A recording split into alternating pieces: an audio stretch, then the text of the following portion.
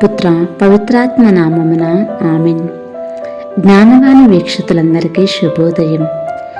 ఈనాడు తల్లి శ్రీసభ ఏప్రిల్ 8వ తేదీని తల్లి మరియమ్మ గారి యొక్క మంగళవార్త మహోత్సవమును కొనియాడమని ఆహ్వానించున్నది.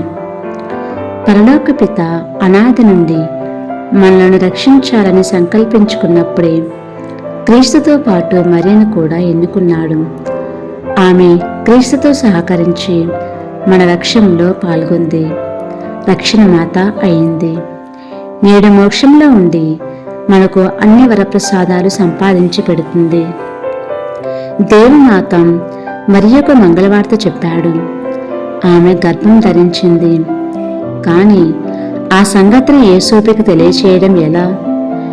యూదుల సంప్రదాయం ప్రకారం పెళ్లి కాకుండానే చూడాలైన యువతిని రాళ్లతో కొట్టి చంపుతారు. కనుక ఆమె ఎంతో ఆందోళనకు గురై ఉండాలి. ఆమె మంగళవార్తను గూర్చి విన్న యేసోపు కూడా ఆశ్చర్యచకితుడై ఉండాలి. ఇంకా మెస్సయ్య బాధలను అనుభవిస్తాడని మరియకు కొంతవరకైనా తెలుసు. ఇలాంటి బాధామయ సేవకునికి తను తల్లి కావాలి. అయినా ఆమె దేవదూతతో నీ మాట చొప్పున నిన్ను నాకు జరుగునుగాక అని ధైర్యంగా పలికింది. మరియ పిరికిది కాదు, సాహసవంతురాలు. క్రీస్తు తర్వాత మరియమాత అంతటి వ్యక్తి లేదు. ఆమె రక్షకుని మాత, మోక్షానికి రాజ్ఞి, తిరుసభకు తల్లి. మన క్యాథలిక్ సమాజంలో స్త్రీలు, మఠకన్యలు మరియను ఆదర్శంగా పెట్టుకుని తమ వ్యక్తిత్వాన్ని సంపాదించుకుంటున్నారు. కనుక మరియ ప్రాముఖ్యం అన్ని విధాలా గణనీయమైంది. మరియమ్మ ఒకసారి పుంత జత్రు తమకు కలలో కనిపించి, ఇదిగో ఏలివారి దాసరాలను అని నేను చెప్పినప్పుడు నేనెంతో ఆనందించాను. నేను దేవుని తల్లి అని నా పేరట వేడుకున్న ప్రతి ఒక్కరికి అదే ఆనందాన్ని పంచుతాను అని వాగ్దానం చేశారు. మరియ అనగా ఏలినవారు, యజమానురాలు, సర్వోత్కృష్ట స్త్రీ అని అర్థము.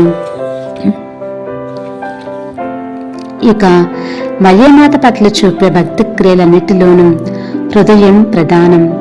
అనగా నిండు హృదయముతో ఆ తల్లిని పూజించాలి. ఇలా పూజించాలంటే మన రక్షణ చరిత్రలో ఆమె నిర్వహించిన పాత్రను చక్కగా అర్థం చేసుకుని ఉండాలి. ఆమె దేవమాత, సహరక్షకి, ఈ రెండు బిరుదులను అర్థం చేసుకున్న వాళ్ళు ఆమె స్థానం ఏంటో వెంటనే గ్రహిస్తారు. హృదయంలో భక్తి లేకుండా బయటకు మాత్రమే భక్తి క్రియలు చూపెడుతుంటే అవి కేవలం మూఢాచారాలే అవుతాయి.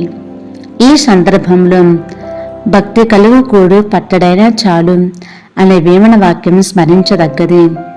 కనుక మనందరి జీవితాలలో మరియమాతను కేవలం మన యొక్క బాహ్య కృత్యాలతో మాత్రమే కాకుండా మన హృదయంలో కూడా ఆమెకు స్థానాన్ని సంపాదించి పెట్టాలని, ఆ తల్లి దీవెనలు మన జీవితంలో రావాలని వేడుకుందాం. పిత పుత్ర పవిత్రాత్మ నామమున ఆమేన్.